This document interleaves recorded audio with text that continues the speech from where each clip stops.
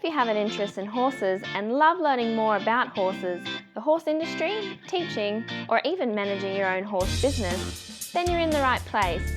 We would love you to join us on our mission, which is to improve the lives of horses around the world through the education of riders, handlers, and trainers. So get comfortable, listen in, and enjoy. This is another of our popular Listener's Choice interviews, which we're playing over the weekend. We've chosen the most popular interviews for you to select the Listener's Choice winner. If you're not sure how the Listener's Choice competition works, have a look at horsechats.com/choice for the rules and the leaderboard. Our guest today is Wendy Schaeffer. Wendy's ridden at an international level in both show jumping and eventing. She was an Olympic 3-day event athlete at the Atlanta Olympics and was a gold medalist. In doing that, she set another record. She was also the youngest female to win Olympic gold in equestrian 3-day eventing. She's represented Australia in Nations Cup as a show jumper. So as well as all that, she's an equine physiotherapist and been inducted into the Sport Australia Hall of Fame. Sunburst has been inducted into the Sport Horse Australia Hall of Fame, and also the goal-winning team has been inducted into the Sport Horse Australia Hall of Fame. That's a bit of a mouthful, Wendy. That's quite a lot and nowhere near what was on the website. So I know your website, Sunburst Equestrian, has lots more results on it than that, and it's very well kept, very well documented. How are you today? I'm very well, thanks, Glenys. How are you? Good. Wendy, we normally start off with a favourite quote. Have you got one for us? Probably a very simple one, make it happen. I think, life's all about we can learn and we can study and research, but at some point you've just got to put it on the line and make it happen. I think that's a really good quote for an action taker. It's someone that's there that's just saying, yep, I'm just going to make it happen. I'm going to take action. So that's good. Do you use it much with your team, with your staff, with your students? Do you say it to yourself? How do you use it? Yeah, I think a lot of the time you think it, but yes, I'll use it teaching too. So it'd be, okay, there's so many strides down that line, or you've got to make the horse, if there's had a stop potentially at a fence, you've got to make this happen, this time round and such. Well, you allow it to have a look back the first time. This time you've got to make it happen, or perhaps that distance, you need to get that many strides this time, whether that be a steady weight or a moving sort of distance. But yeah, I suppose it's just achieving that goal and then that sort of mindset that it's just got to be. There's no kind of, putting it back and it'll be all right if it doesn't quite work. It won't be all right. I suppose another expression is that, good enough isn't good enough. Yep. I think it has to be better. Yeah, good. Yeah, so that kind of mentality, I suppose, is what it sums up. Okay. Now, Wendy, what is your first memory of having horses? You must have something there. I know you started fairly early, but what's your first memory? Oh, gosh. I think a really funny memory probably, and what I was sort of a bit scared and embarrassed probably, is being in a hunt field, or it might even been like a children's hunt with my mum sort of trying to help me on a bit of a very green, and not so much naughty, but just this very green pony. And anyway, I've ended up out the front door, no doubt, but landing in a cow pat. So that was a bit of an early, scary, embarrassing memory. All right. That's a good one. So you can't remember the first time you were ever on a horse? I think you're one of those people that people dream about, from a horsey family, but that doesn't necessarily make you a rider just because you're from a horsey family, because a lot of people from horse families don't go on and become riders. No, I suppose for me it was a natural progression. Obviously, and I see photos, obviously, as being a young child being lunged on, my mum's big horse that was her, her event horse that went to the World Championships later, and I couldn't have been much more than, 2 or 3 years old or something at the time, quite small up on top of this big horse sort of thing, but I can't say I really, really remember that. I suppose I just remember horses always being part of my life and always wanting to be up at the horses, and I suppose probably, just in the way really, but just always sort of there. So I'm interested in your progression.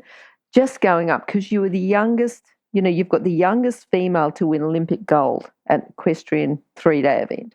How old were you then? I was 21 in Atlanta and 22 a few months later, so sort of towards the end of my 21st year. It's an interesting one, I suppose. I was a bit of a child protege, I suppose, of my mother's, realistically. But it was just fortunate that I was to have or to get my Olympic horse so early in my career, and that's sort of quite different a thing to most people, I suppose. So, I got sunburst when I was 11 years old.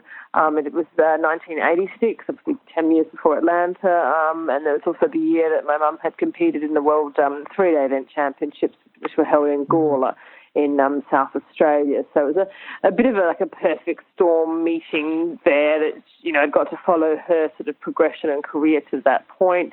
I'd seen a lady called Virginia Lang become world champion, the British lady. And it's all about sort of creating that dream and, inspiration really, isn't it? And I think at that age you can kind of be naive enough to just go, I want to do that one day. Well, I think it's the modelling. It's the modelling and the mentoring. You've got to have people around you, and even people from a distance. But if people have got that dream, they've got to get out there and make it happen. But they've still got to have the idea from somewhere. But the fact that you had it so close to you. Yes. Definitely.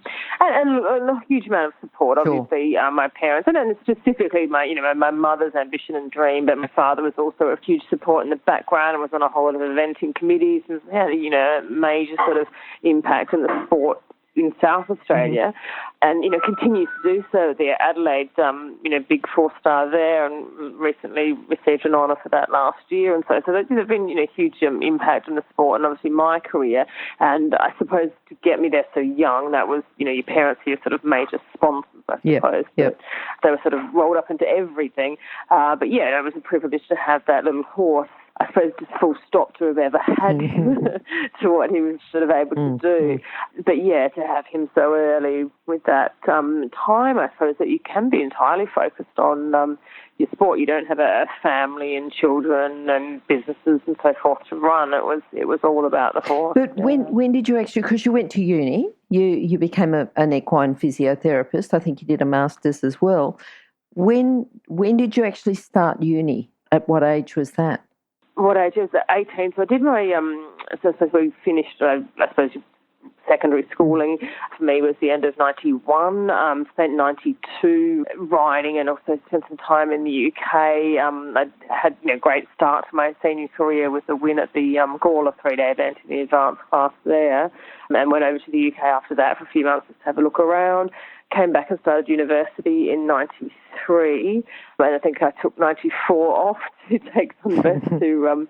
You've got your priorities right, though. You haven't just gone to uni. You've sort of juggled the two, Well, I was also a little bit lucky that my mum was a physiotherapist and she had taught or lectured at the physio school in Adelaide or in South Australia. So there was, I suppose if you would have wanted to take time off, you just went and asked for it, but it was a little bit of an in there, I suppose. And so I had 94 off, went back in 95 to do, I have to remember, it's the second year must have been, and then I think I must have taken the first part of 96 off up into Atlanta and then tried to go back. Well, I did go back after Atlanta to finish off second year or something, and then third year I think I did 97, and I think I finished in 99, and then I had time off in 98 back overseas as well. I had horses to do to and from at that point, so I think I was like a 6.5 year degree instead of a 4 year degree, but I did get there in the end.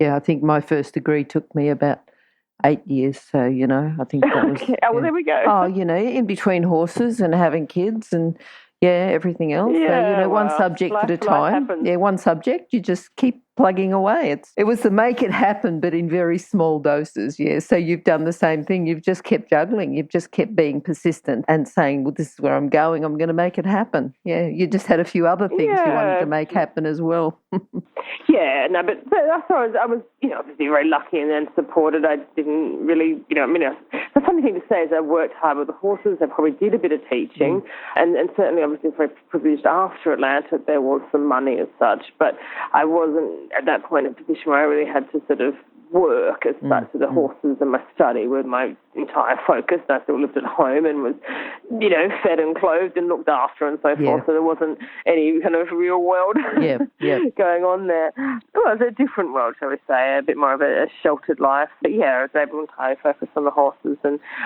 some of us and I sort of grew together, and he just kept going, basically. He was this little horse that everyone was, oh, fantastic, junior horse is great. Oh, okay, it's a senior horse now.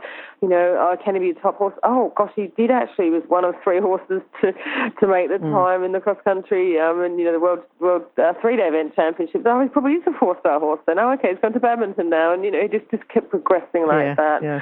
So, yeah, he was very special. Good. Now, talking about that, though, and just going back, because you were teaching while you're at uni, so already, before you even became a physiotherapist, you're already working in the horse industry. You're already teaching and having some income. And even as a trainer, did you have any income as a trainer or another rider, or any income at all while you're at uni working with horses and having a career with horses? Look, I can't really say it was a huge income. I did a bit of teaching at Pony Club and some local stuff as such, so just very much pocket money. I can't really claim that it was any real income as such. I might have had the odd arrangement, shall we say, to ride somebody's horse for it to be sold or something, but not in any sort of consistent form. It's kind of almost South Australia's not, or it certainly wasn't at that time really professional enough to have many people sort of ride for money as such. Okay, so you're working mainly now as a coach and a trainer, or as an equine physiotherapist, or both? Oh, gosh, I don't really want to say sort of not really either, actually. Currently now, most of my work, yes, it is with horses. That's still the majority of my time and day, that I have 2 horses that, I'm training and competing, sort of younger ones at this point, and I'm spending probably more of my earning times actually working for a company that my husband essentially, I'm a joint director with him, but obviously he does most of the earning and I help him with that.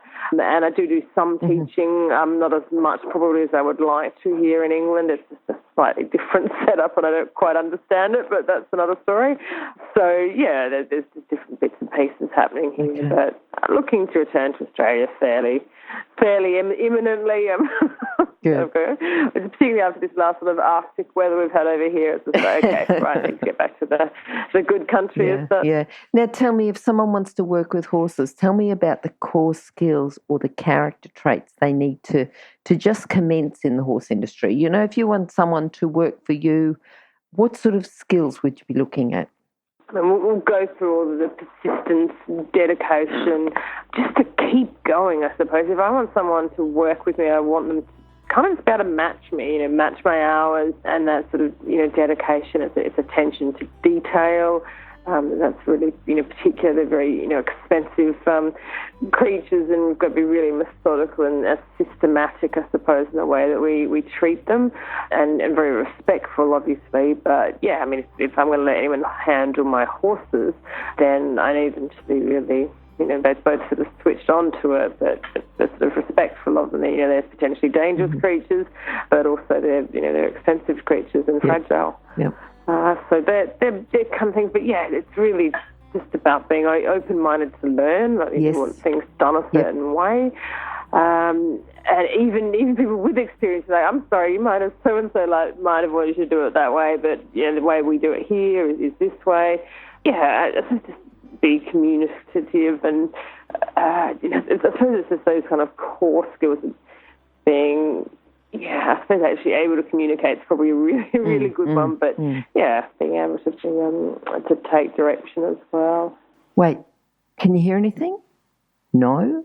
That's because we're waiting for someone with a good quality horse product to be advertised here. If that's you, then contact us, horsechats@horsechats.com, and we'll send you the details. Thanks. What do you think is the best thing about working in the horse industry? I think it's the reward that you get with working with an animal and being able to, communicate word again with them, but be able to build develop a relationship and have that bond with them. Certainly from a riding point of view, be able to train them and to sort of see them, I suppose, use their athletic ability to the best that horse can. I think to work with them, it's just, it's just nice animals to be around. Yeah, yeah. Okay, now thinking about people who've influenced you and helped you in your career, who do you think's influenced you? You've got your parents. You said your parents were your first sponsors. They've really helped you quite a lot just to get you going, to help you in your career. Anyone else that you'd like to mention? Yeah, a lady called Mary Hovers was certainly my first proper sort of coach, and she'd coached my mum, and she was more sort of dressage orientated, and that's what we trained with mostly. But she was a very significant influence over me, and right up into I rode at the Gawler horse trials, sort of up into sort of the 18 sort of age. Yep.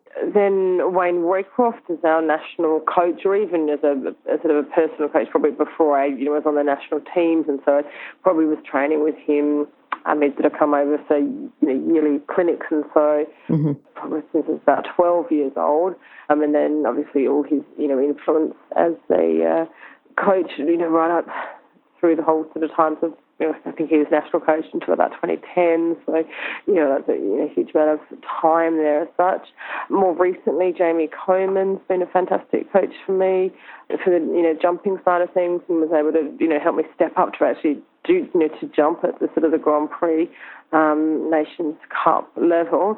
And I suppose without naming a huge amount of, we obviously had wonderful coaches from so many different places, and a lovely lady, Lisa White, is a New Zealand dressage trainer that I use over in England, and I have a multitude of coaches in my time to sort of not want to not mention anyone. But that's a huge influence. And also the Slack family from South Australia have been hugely supportive as my sponsors through Bonnet Saturday back from I think 1987 is when I first, they were kind of talking 30 years plus with my involvement with them. So they've been very much a supportive influence on me for many years, obviously. No, that's good. That's good. It's nice to be able to go back and say, right, well, they've been sponsoring me and I've been working with them for 30 years, isn't it? It's great. Yeah. Huge involvement. Wait, can you hear anything? No? That's because we're waiting for someone with a good quality horse product to be advertised here. If that's you, then contact us, horsechats@horsechats.com, and we'll send you the details. Thanks. Okay, I know this is really obvious, but you're going to tell me about a horse who's influenced you and helped you in your career. Yes. Sunburst isn't the one as such. Look, I suppose this is what dreams are made of, that international velvet story, but it just allowed you to, to dream and for it to, a lot of it I still had to, work very hard for and fight for, but it basically just kind of worked, just that it kept happening. He kept doing the job. He was extremely sound. He was, very rideable, very trainable, and, ultimately he was good enough. Yeah. And not necessarily if anyone else maybe believed that he was going to be, but I did, and I look back now, and obviously I've had wonderful horses since, but not so many of them probably could gallop fast enough to win a thoroughbred race and jump at sort of metre 40 classes consistently, particularly with 15-year-old girl on his back kind of thing, who was gutsy and so, but obviously not as trained or as skilled as I hope to think I am now, and to do what he did in the lead up and including Atlanta. Obviously Sunburst is what the dreams are all about, and again I've had many wonderful horses since, but I suppose the next closest thing to that for me was the little mare Queen of Sunset that went on to show jump at those higher highest levels. We jumped metre 60 tracks in Europe that were incredibly scary. And, she really gave it her best shot. I had a clear round, I think, in, Copenhagen and Lumen and maybe one down and, in big track in Linz in Austria. And so she did, fight really hard and, did some super efforts there. So for me, I suppose just from my mindset, I remember becoming state champion on her, thinking, my gosh, I could never believe this was going to happen.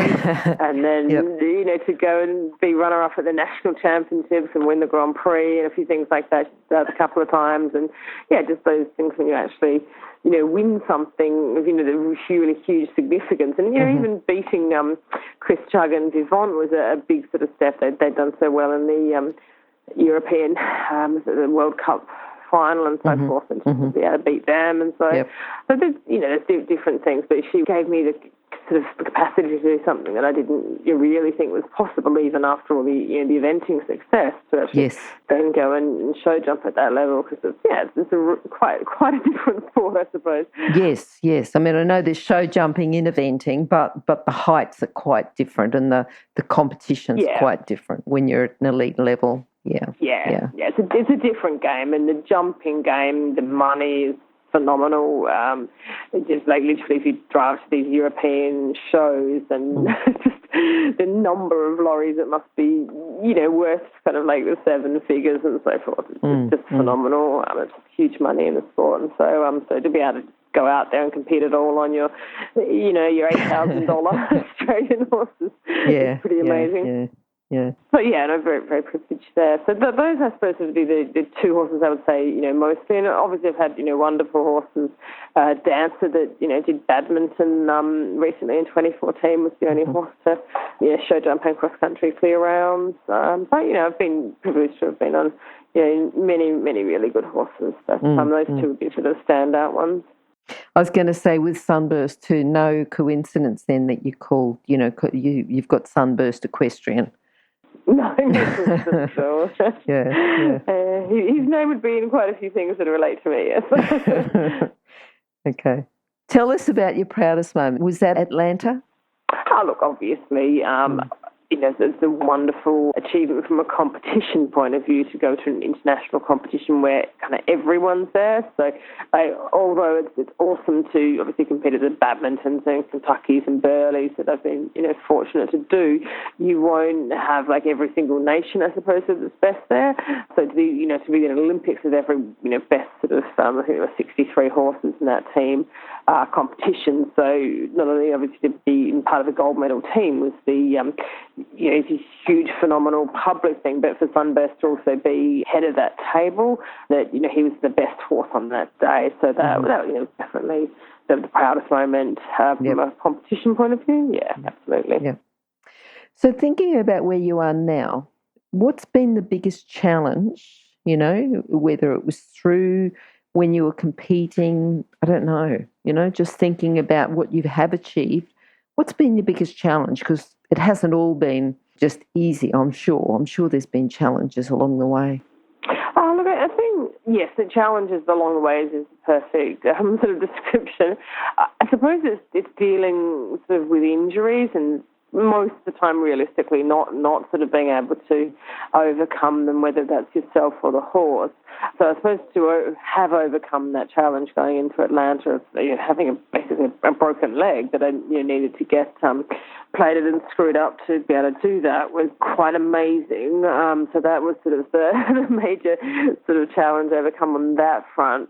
But yeah, sort of since then, I suppose it's just that continual thing with horses that there's going to be, I suppose a little bit of percentage game. There's ones that are not going to quite work, or there will be a reasonable injury just before the time, and even just as recently as the Adelaide 4-star last year, I had a horse that a bit of a long story that she'd been qualified many years before and had sort of lost qualification and got qualified again and finally got to the event, and then literally the 3 hours before the trot up she became quite lame and so didn't get to compete. So those are all those sort of challenges, I suppose, with horses. For me also, though, a bit challenged, career-wise to make it kind of pay, I suppose. So it's very difficult to be able to focus on riding and then to build enough of a business sort of teaching on doing other things, I suppose, than anything else to diversify, shall we say, to actually make the whole thing pay. And I've found that probably even worse in England, that I haven't got the support base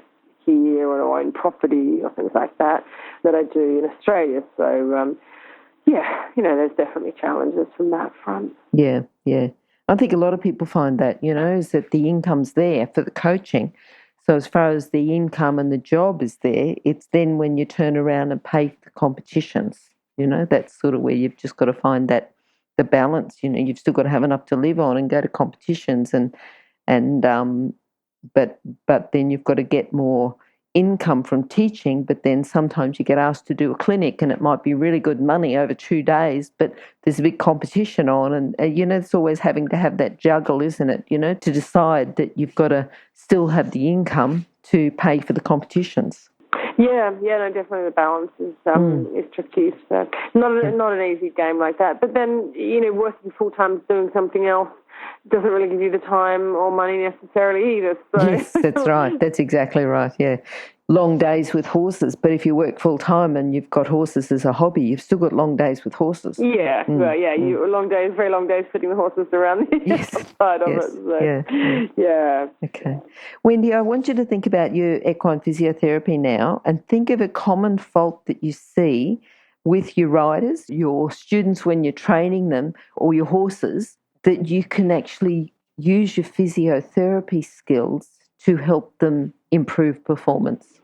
Yeah, I think body alignment, from a rider's point of view, is quite a big thing, and I think just being able to, silly, doesn't it, but break down our body pieces, I suppose, particularly if we're talking about the orientation of the pelvis in the saddle, how we need to, I suppose as we talk about, we want the horse to be uphill, we've got to think of riding uphill ourselves with the sort of the front of our pelvis slightly, in advance or height-wise, I suppose, uphill relative to the, the seat bones and so forth. And, the big core stability thing, we talk about the trunk, I suppose, stability or the trunk, I want to put it, bracing, maybe when we're talking about positions in defensive seat or dropping into water and off banks. And so, again, a little bit of that orientation thing with the horse also that we say, okay, they need to be uphill too, that anatomically they are built downhill. They're 55, 60% of their body weight is downhill, so we need to talk about those sorts of things. And I do just some other amazing kind of facts, I suppose, that come into your teaching and talking about them, just to give people, a good understanding, I suppose, of the biomechanics and so as to how the horses think and move, and just amazing things like how far down their fetlocks come to touch the ground, or the energy systems involved in the tendons and so forth, and how that sort of energy recycling as such happens with the the tendons and the motions, and there's those sort of I suppose holistic sort of things about the horse, but just I suppose a bit of it's neurological too, about how the connections work in a horse's brain as to how it sort of feels something and to create movement. So I suppose I probably have just a slightly more analytical, anatomical, physiology sort of look or feel about things. So I find it really interesting myself. So I'd like to be able to pass that on to someone as well.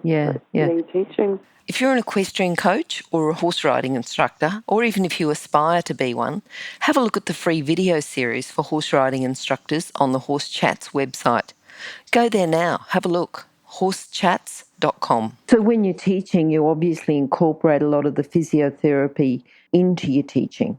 Yeah, I wouldn't say it's all about that, because again, it comes down to the making things happen a bit. That, this is what we need to do, but almost a little bit of an aside thing. So I suppose it depends. I think it's different circumstances. So if we're talking about a rider, we want to see how the horse goes, what they can make the horse do.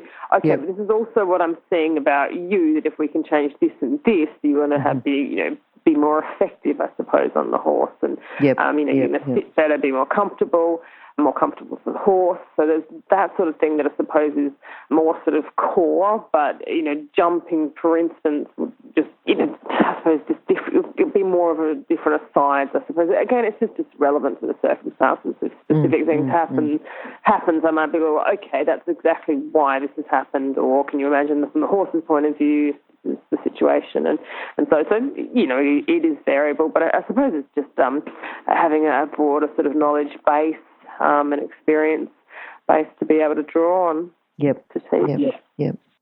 All right. Now, can you recommend a book to our listeners that will complement their training? Gosh, there's so many books to sort of Yes. go and, these days. And, inspirational ones too, I think, are really, really important. Mm-hmm. But, there's some sort of German textbooks that will give you, your recommended reading for your instructors. Is that like Principles of Riding? Yeah, so I mean, I couldn't pick one particularly. Franz Moringa's book Yes. is very good Australian one.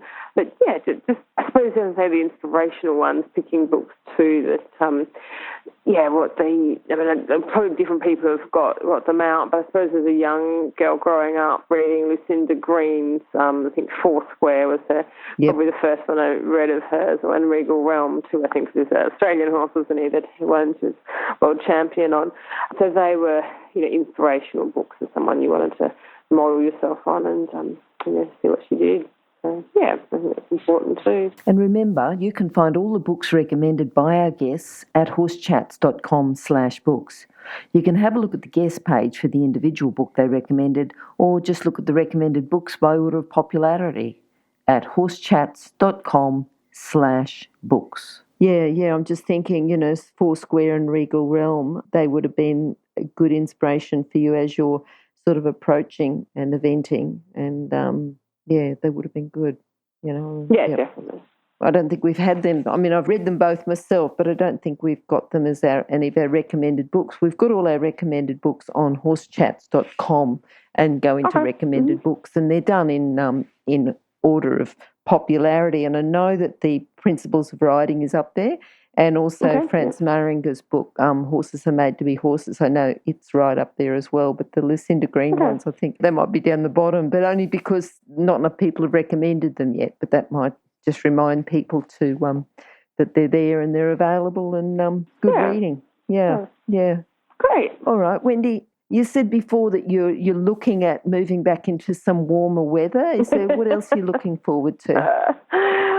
Look, I think both my husband and I just ready to come back to Australia. Fortunately, he's English, and I met him in London before my during my campaign for the London Olympics, and that was literally the reason why I came back and lived in this country.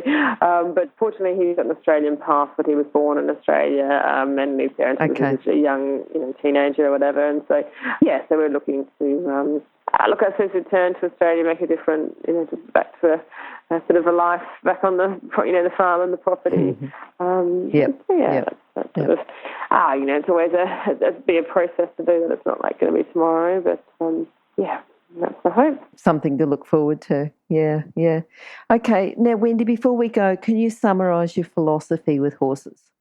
Enjoy them. It's a privilege to work with them. And believe in your dream of what you want to do with them. Yeah. Okay. I think for someone who's believed in their dream and made it all happen, I think it's been a very good interview, and I've certainly enjoyed talking to you, just sort of bringing back some sort of memories, some of the things that you were talking about. I think, I remember that. Yep. So I think that's really good. And I'm sure that everyone else has listened to it too, and hopefully we've inspired someone else to sort of go out and win Olympic 3-day eventing gold. So that would be very good if they, in their podium speech, they say, yes, well, I listened to Wendy and, that inspired me. That'll be really good.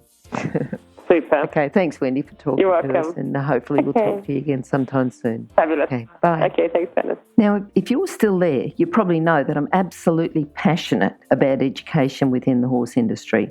That's why I host this podcast. My other venture is Online Horse College. Have a look now at onlinehorsecollege.com, and I'll see you over there.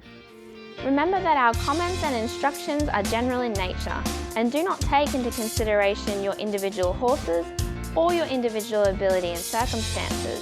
If you enjoyed this podcast, then please leave your comment below.